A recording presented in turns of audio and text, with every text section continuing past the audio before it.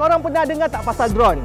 Okey, drone ni sebenarnya alatan dan teknologi yang sangat penting digunakan di pelbagai bidang perniagaan dan juga organisasi kerajaan. Drone ni sebenarnya a flying robot yang dikawal menggunakan remote control dengan menggunakan software control flight plan yang berhubung dan berkomunikasi dengan GPS. Sebelum drone itu diterbangkan, operator perlu menentukan dan membuat rutin atau setting bagi mengkoordinasi GPS dengan menggunakan satelit antarabangsa bagi memastikan misi penerbangan ini berjaya dan selamat. Kau tahu ke tak?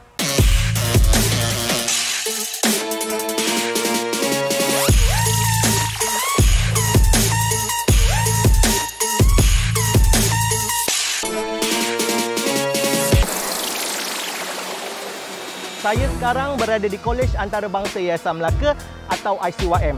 Kolej ini merupakan kolej swasta yang terawal berada di Melaka, bandaraya bersejarah. Kolej ini juga dah melahirkan ramai mahasiswa yang berjaya dalam bidang akademik dan pengajian sejak penubuhannya pada tahun 1996. Yang menariknya, untuk memberi kemahiran tambahan, semua pelajar-pelajar di bawah School of Media Technology and Art akan diajar untuk mengendalikan drone untuk tujuan videografi secara teori dan praktikal. Kau nak tahu lagi tak tentang drone ni? Jom kita bersama dengan Cik Razif, pensyarah yang mengendalikan kursus ni. Jom! Drone yang kita panggil first person view, di mana biasanya drone ni adalah drone entertainment. Assalamualaikum Cik Razif. Waalaikumsalam Cik Fahmi. Apa khabar? Baik, saya alhamdulillah. Cik Razif, saya nak tanya sikitlah.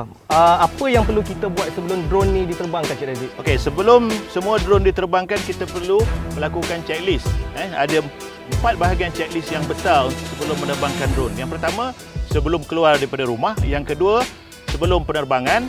Yang ketiga, semasa penerbangan. Dan yang keempat, selepas penerbangan.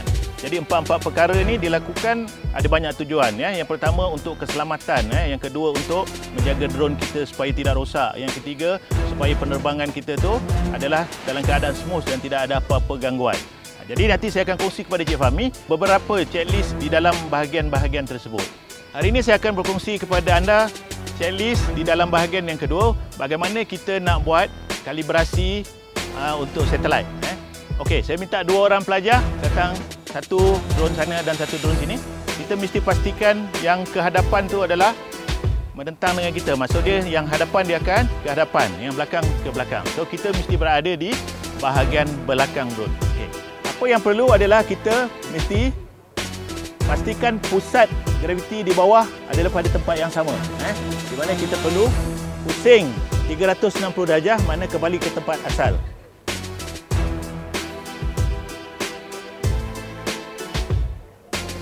Okay, sehingga kita punya software menunjukkan, dia kata kalibrasi yang pertama sudah okey. Okay, kalibrasi yang kedua adalah secara litang. Maknanya dia kita kenakan pusat graviti di bawah tu, jangan lari daripada pusatnya, dan kita buat sekali lagi.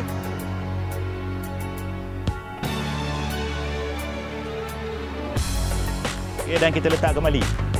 Okey, Cik Razif, rutin yang tadi tu memang kena buat setiap kali sebelum flight ke macam mana? Okey, Cik Fahmi. Rutin untuk GPS calibration ni biasanya kita akan buat setiap pertama kali sebelum kita fly pada hari tersebut, atau kita selepas travel dari satu tempat yang jauh, atau selepas servis, atau selepas penyimpanan yang lama.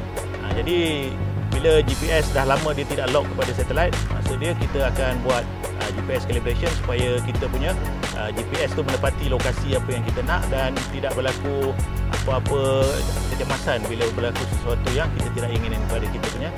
Budak ni, mereka ni belajar sampai mana Cik Razif? Pelajar-pelajar Kolej Antarabangsa Yayasan Melaka ni beruntung kerana berpeluang belajar drone, sebab kos belajar drone sebenarnya tinggi di luar, tapi kita bagi secara percuma, add-on value kita panggil, di mana kita ajar dia bukan sebagai satu subjek, tapi kita masukkan dalam topik-topik yang berkaitan dengan drone, dan pelajar-pelajar ni akan belajar selama 4 semester.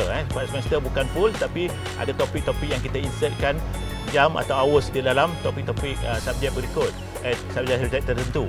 Jadi pelajar-pelajar ni bila habis saja dia semester 4, sebelum dia pergi praktikal WBL, setidak-tidaknya dia ada skill untuk menerbangkan drone dengan baik mengikut prosedur yang ditentukan. Ada tak tips yang boleh saya dapat dengan Cik Razif?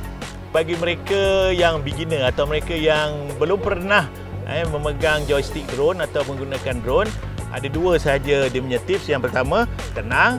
Dan jika berlaku apa-apa, jangan panik, hanya lepaskan saja joystick. Jangan lepaskan controller, lepas saja joystick. Untuk drone yang jenis satellite lock. Tapi ada jenis-jenis yang drone yang kalau kita lepas joystick dia jatuh. Tapi untuk beginner, kita tidak galakkan menggunakan drone jenis yang itulah. Drone yang jenis auto ataupun satellite lock, bila kita rasa berlaku kecemasan, kita tak tahu nak ke mana, kita lepaskan saja kita punya joystick. Dia akan stay pada satu tempat dan kita fikir balik semula apa yang perlu kita buat dan kita bermula balik dengan memegang joystick kembali. Okey, Encik Fahmi pernah fly ke? Tak pernah, tu yang risau kadang-kadang tu. Tak. Okey, hari ni kita fly. Encik Fahmi cuba fly, macam mana rasa dia. Okey guys, sekarang saya nak cuba flykan drone ni. Kau tahu ke tak?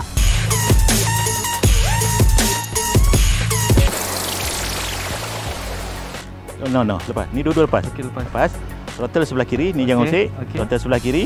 Okey. Okey, kita tolak ke atas. Okey. Tolak terus. Okey.